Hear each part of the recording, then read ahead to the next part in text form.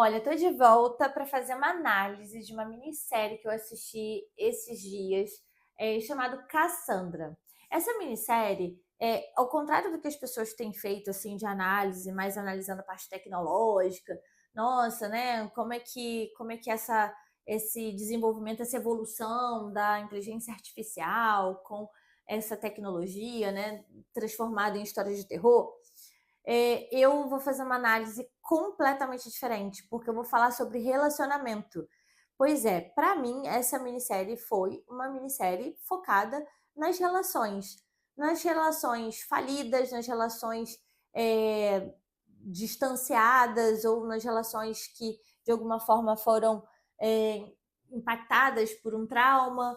E eu queria realmente trazer isso para vocês, essa análise completamente diferenciada, tá? Bom, para começar, eu gostaria que vocês curtissem esse vídeo, compartilhem com quem vocês acham que poderia usufruir, né, dessa análise, até porque, como eu vou falar de relacionamento, é interessante a gente entender um pouquinho, né, quando a gente percebe que uma relação não tá legal. E o engraçado foi que quando eu comecei a assistir com meu marido, né, eu comecei a assistir, eu falei assim: "Epa, esse casamento aqui não tá interessante não, hein, não tá legal". Por quê? Porque alguns sinais apareceram ali, e eu acredito que isso pode acontecer hoje, né, em relações atuais. A gente tirando um pouco do filme, coisas que acontecem no nosso dia a dia, na nossa rotina, que às vezes a gente não percebe, tá? Então, vamos começar. Vou fazer a cronologia do filme, né, da série, que eu acho que fica muito mais fácil de entender. Bom, vamos lá. Chega ali a família. A família é composta pela esposa, o marido, 2 filhos, um rapaz adolescente e uma menina de, eu acho que seus 7, 8 anos de idade. Essa família, ela chega numa casa que está abandonada há algum tempo, mas que é uma casa maravilhosa, uma casa linda e altamente tecnológica, tá? É uma casa inteligente que foi, na verdade, criada ali em 1970 e poucos. Só que imagina, para aquela época era uma tecnologia super avançada, até para os tempos atuais, tá? Porque eu achei aquilo ali realmente de uma inteligência que eu ainda não vi atualmente. E quando eles chegam nessa casa, essa casa, eles chegam meio que com um semblante ainda um pouco sofrido por conta de um trauma que eles tiveram, que a irmã da esposa, tá? Vou chamar ela de esposa porque eu não lembro do nome da personagem, gente. Eu tenho um problema com o nome que realmente é algo que eu preciso estudar. Mas assim, a esposa, ela perdeu a irmã no apartamento que eles moravam na cidade. E perdeu como, né? Foi algo trágico. A irmã tirou a própria vida e foi encontrada morta pela filha de 8 anos de idade. Então foi um trauma familiar, né? A mulher estava em luto, aliás, a família inteira estava em luto. Só que eles resolveram recomeçar nessa outra cidade, né? Nessa casa com outro ambiente, outra rede social, né? Os filhos estudariam numa nova escola e tudo mais. Eu acho que para tentar realmente esse recomeço. E aí, eles descobrem, né, que a casa era uma casa de tecnologia inteligente e resolveram ligar, então, ativar aquela tecnologia e descobriram que existia um robô, que era a Cassandra. Esse robô era um robô que tinha consciência, né? Então, assim, ali tinha consciência de um ser humano, né? Só que numa estrutura de robô. E óbvio que eles não sacaram isso logo de cara, né? Parecia que era apenas um robô que estava ali para satisfazer todas as necessidades da família.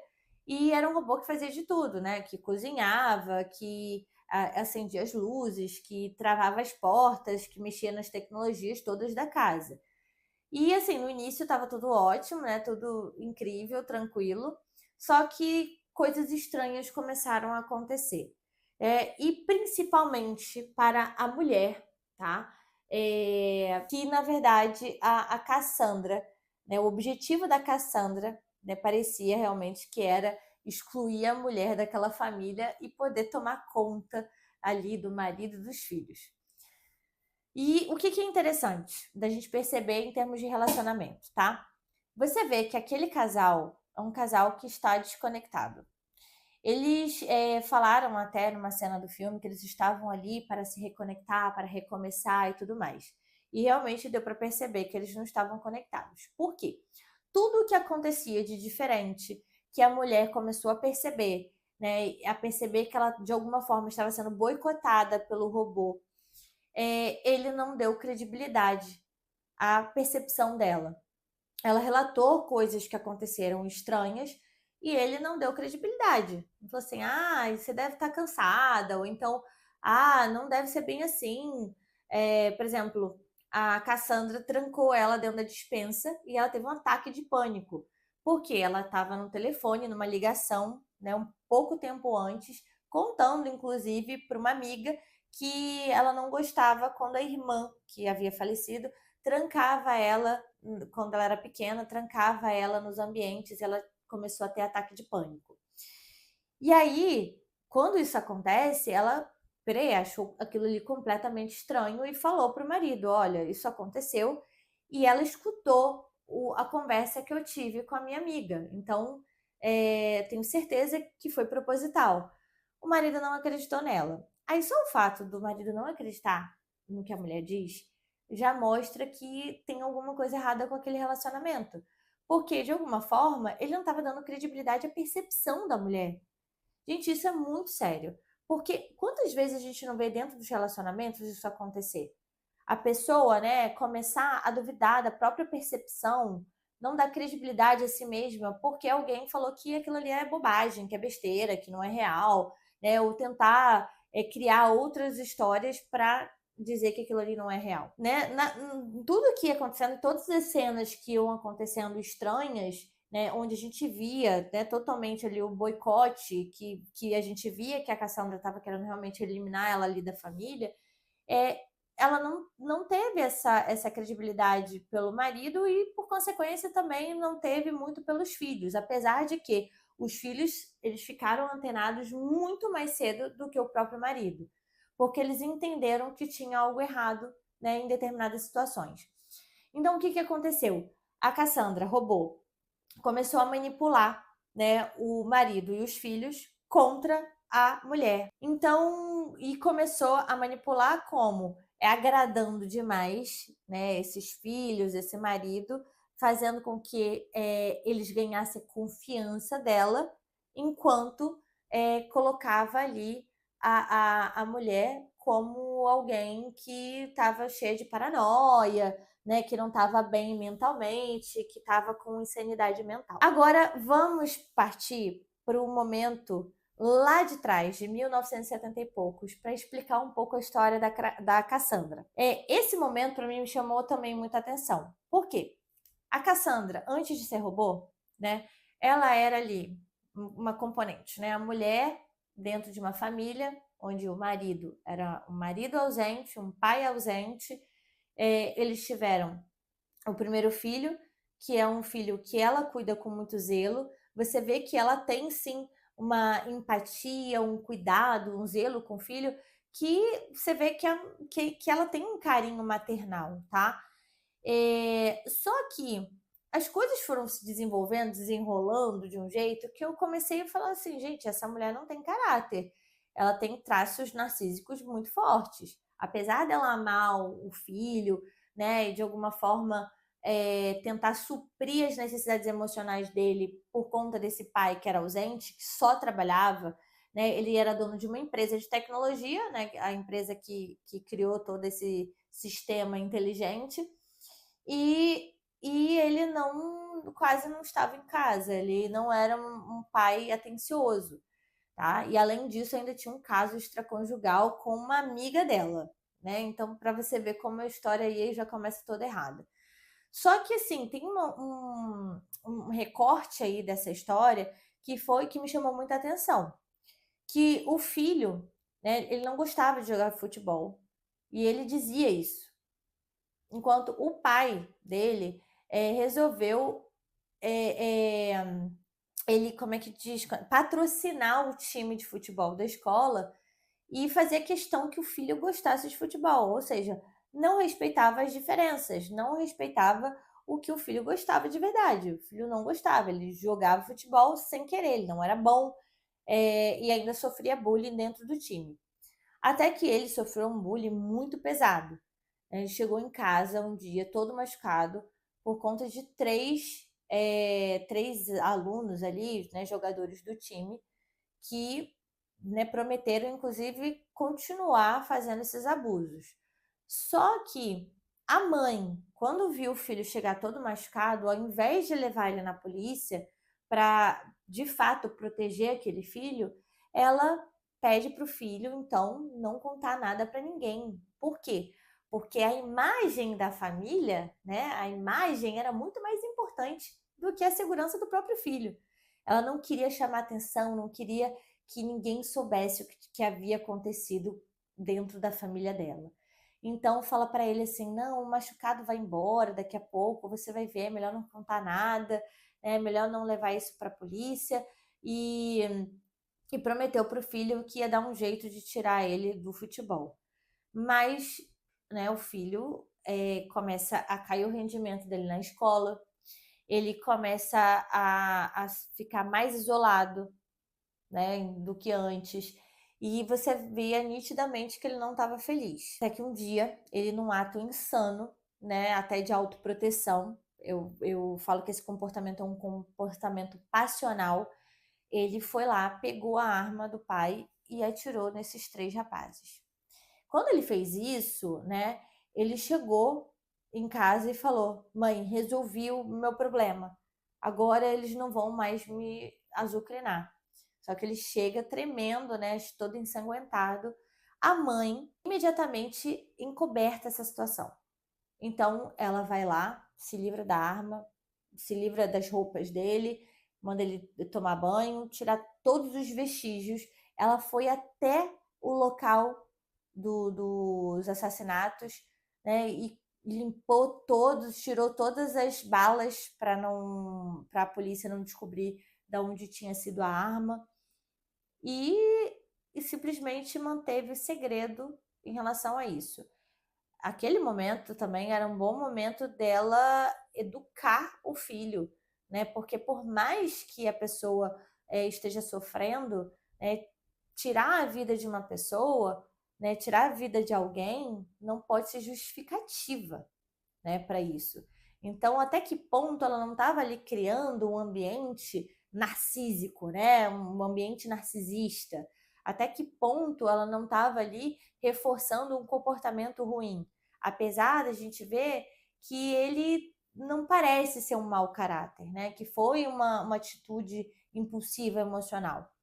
Mas ela, eu fiquei na dúvida se realmente ela sentia alguma coisa, se ela tinha empatia, né, a não ser pelos dela, né, pelo filho, pelo marido, enfim. E aí, depois dessa situação toda, ela manteve esse segredo. O menino, ele começa a beber sozinho, provavelmente para esquecer o que ele havia feito, porque eu acho que ele não estava convivendo bem com aquele peso, né, na consciência. E tem até um momento que ela acha que ele está saindo com uma garota, né, com uma namorada nova, e na verdade ele estava bebendo sozinho.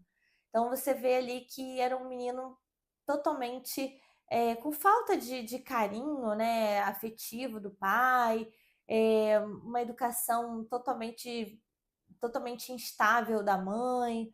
Então você vê ali um aspecto bem importante. Depois disso, ela descobre, né, o caso extraconjugal do marido, que inclusive engravidou a amiga dela.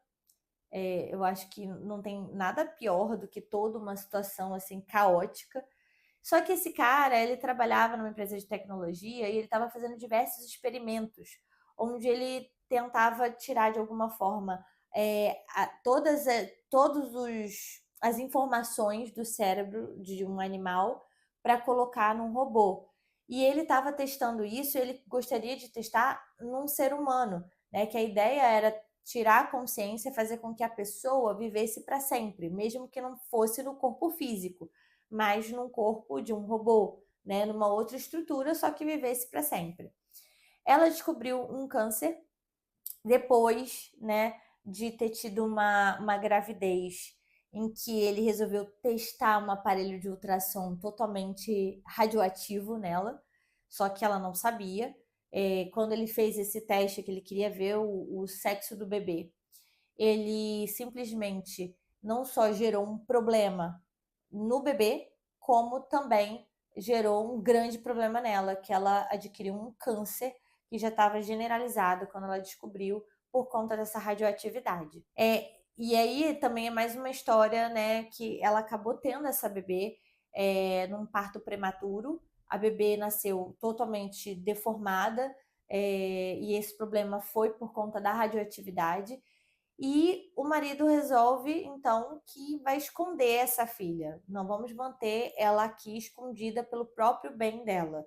Ou seja, na verdade, mais uma vez, eles preocupados com a imagem familiar, né? Então, imagina se aquela família vai ter ali um bebê deformado. Para mim, foi o que eu senti, aqueles traços narcísicos ali. Só que ele fez isso, né, no intuito de proteger aquela menina de crescer sofrendo bullying, sendo chamada de monstro e etc. E ela realmente manteve ali a filha, o crescimento da filha escondido. Tanto que a menina tinha um quarto que era atrás do armário. Era literalmente um quarto escondido, mantinha a menina ali em cativeiro, né? E aí, quando ela descobre que tá com câncer, né, um câncer terminal, ela pergunta para ele se aquele experimento, os experimentos que ele estava fazendo já tinham realmente, se ele já tinha obtido algum sucesso, porque ela gostaria de ter a vida eterna, que ela não queria morrer com aquele câncer. E aí foi que ele resolveu fazer o teste de tirar a consciência dela, só que para isso o corpo físico dela ia morrer e ela conseguiria se manter eternamente dentro do corpo daquele robô. Então, aí que surgiu a Cassandra, né, robô. E aí ele percebeu que, na verdade, depois que ela se tornou um robô, ela queria controlar a vida dele e a vida de todo mundo, porque ela tinha acesso, né, às câmeras de toda a casa. Então, ela passou a querer viver com a família ali como se a família estivesse em cativeiro, não pudesse ter mais uma vida social. Todo mundo tinha que ficar em casa, né, e aproveitando como ela gostaria. Então, ela começou a trazer ali todo aquele controle em relação à família. Óbvio que não deu nada certo, ele acabou tentando desativar, né, todo o sistema da casa de inteligência, mas não conseguiu, porque ela acabou convencendo o assistente dele a ele não conseguir desativar ela a qualquer momento, que só ela saberia, que ela mesma nunca conseguiria se desativar se ela não quisesse. E aí foi que começou essa história toda de terror, porque ela vive eternamente, mas ela quer uma família para ela chamar de dela, né, para ela controlar, e começa a fazer aí essas atrocidades.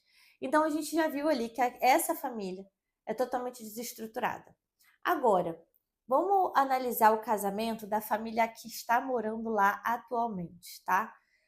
Bom, você já viu que ele descredibilizou a mulher o tempo inteiro. E aí, numa das cenas, que foi terrível isso, né, uma amiguinha da filha vai brincar lá na casa dela e eles resolvem brincar de pique-esconde. A menina se esconde dentro do forno, que aliás, que ideia, né? Mas assim, se esconde dentro do forno. E nesse momento que ela descobre que a Cassandra não pode ser desativada por eles, que a Cassandra tem a vida própria.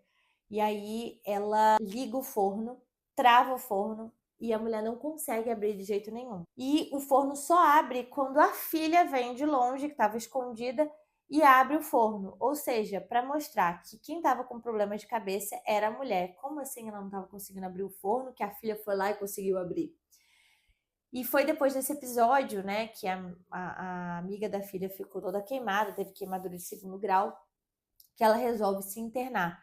Ela duvida tanto da própria capacidade que ela resolveu se internar, achando que ela tinha realmente problemas psicológicos, problemas mentais, e pensou assim, bom, se a minha irmã tinha, por que eu não posso ter, não é mesmo? E foi assim que ela foi parar numa clínica, né, psiquiátrica. E nessa história, quando ela foi para a clínica psiquiátrica, a Cassandra então resolve manter os três, os dois filhos e o marido dela, em cárcere. Eles não podiam sair de casa. Ela trancou toda a casa e ela que controlava tudo. Agora, o que ficou interessante mostrar aí dentro do relacionamento deles, tá? Eles ficam umas 2 ou 3 semanas em cárcere e o cara, né, ele teve a chance de fazer alguma coisa. Quando ele foi comprar uma árvore de Natal, ele tinha 1 hora para ir voltar. Mas a Cassandra deixou muito claro de que não faria nada contra os filhos, porque ela já considerava os filhos como filhos dela, tá? E ele teve toda a chance de conseguir, de alguma forma, falar com a polícia ou tentar alguma coisa, ele não fez. Aí depois, né, ele volta, ele só falou com a mãe da menina que tinha sido queimada, e óbvio que ela não acreditou em nada, porque ele parecia estar ali meio que alucinando, né? Imagina, ele não soube nem se expressar, se comunicar direito. Ela falou: olha, fala com a polícia, né? Eu não tenho nada a ver com isso, história esquisita e tudo mais, e foi embora. Depois, a Cassandra fala que ele tem que matar a própria mulher. Porque nessa história toda, a mulher já tem toda a intuição do mundo lá na clínica psiquiátrica, resolve fugir da clínica para poder salvar a família, que ela nem sabia o que estava acontecendo, mas ela estava achando super estranho, porque ela não estava conseguindo se comunicar direito, eles estavam sendo meio monossilábicos, né? Ela sentiu que tinha alguma coisa estranha no ar. E quando ela chegasse, quando ela conseguiu sair da clínica, né, psiquiátrica, que ela ligou para a filha e acabou dizendo que tinha fugido de lá, que ia encontrar com eles, a Cassandra fala que ele tinha que matar a própria esposa, né, que se ele não fizesse isso, que ele sofreria as consequências. E aí, nesse momento, ela vai lá, né, e pega no ponto fraco do homem. Só que mesmo assim, ela não falou em nenhum momento que faria nada com os filhos dele, mas sim que faria alguma coisa com ele. Quando a esposa chega na casa, ele de fato tenta matar a esposa. Então, isso foi para mim um ponto que eu falei assim, gente, acabou esse casamento. Como é que o cara tem coragem de matar a própria esposa só para se safar de um problema que ele poderia resolver se ele pensasse um pouquinho mais? E aí, gente, é filme, né? É série. Eu já tava pensando, gente, por que não atraem ela pra piscina, joga ela na piscina? Um robô, né? Não vai sobreviver a um tanque de água, pelo amor de Deus. Eu já tava pensando em todas as soluções possíveis e imagináveis. E aquele cara lá, tipo, bobão, sabe? E fazendo tudo que a Cassandra mandava. E foi aí, né, que ele tentando matar a esposa, ele não consegue, a esposa consegue se defender dessa história. E no desfecho, a Cassandra faz questão de falar, né? Porque a Cassandra, nesse momento, depois de uma conversa com a esposa, ela acaba se sensibilizando por conta da história da filha, porque a esposa acha o esconderijo da filha, daquela filha que estava lá em cárcere, que ela havia morrido ali, né, foi abandonada de alguma forma. E aí, por conta dessa sensibilização, a Cassandra libera ela, diz que não vai matar ela mais, e deixa claro de que, olha, eu falei para o seu marido que eu não faria nada jamais com as crianças. Aí ficou muito claro na cabeça daquela esposa, daquela mulher, que assim, realmente. Quer dizer, o problema ali era a relação dela. Quando ele fala assim, e aí, acabou? Tudo acabou? A gente não precisa mais temer nada? E ela olha para o marido e fala, acabou. E acabou mesmo. Ou seja, não existe mais nada aqui entre a gente. Porque se o cara não era capaz de defender, né, até de dar a própria vida para defender a família, não serve mais. Ah, Dani, mas peraí, mas aí o marido, a mulher tem que dar a própria vida pelo outro? Gente, olha só. Se você é colocado numa situação em que vai acontecer algo com você, se você não matar alguém, sinceramente, eu prefiro morrer do que matar uma pessoa, ainda mais o meu marido. Isso não seria o correto? Então a gente tem que pensar assim, poxa, com quem a gente está? Será que a pessoa que está do nosso lado daria a própria vida para salvar a nossa? ou jamais, né, teria coragem de me matar ou matar os meus filhos ou qualquer coisa assim, só para garantir, né, garantir ali a própria sobrevivência. Isso é interessante da gente pensar, porque a gente sabe que, em essência, os nossos genes, eles são egoístas, tá? O corpo humano, né, o nosso cérebro, ele é um pouco egoísta. Ele pensa muito mais na autopreservação do que qualquer outra coisa. Mas a gente tem que pensar que não existe só a parte biológica e física. Temos a parte da consciência, da alma. E essa ela é muito importante. E do ambiente. Então, nós nos tornamos, né, pessoas altruístas, principalmente por conta do nosso ambiente, da nossa cultura. E na nossa cultura, né, matar é errado. Na nossa cultura, tirar a vida de uma pessoa não pode ser algo normal, mesmo que seja para instinto de autopreservação. Então, é para a gente refletir sobre isso, tanto lá na história de 1970 e poucos, como na história atual. E na sua vida? A pessoa com quem você tá, que você compartilha a sua vida, é uma pessoa que te dá credibilidade? É uma pessoa que, se você contar algo, ela vai acreditar em você? Ou ela vai achar que você tá pirada, maluca? Então, é isso que a gente precisa pensar. Com quem a gente tá? A gente se comunica de uma forma bacana? A gente tem uma relação de confiança? É só para vocês refletirem, tá? Então você vê que a análise foi completamente desfocada da tecnologia. Eu espero que vocês tenham gostado e até a próxima!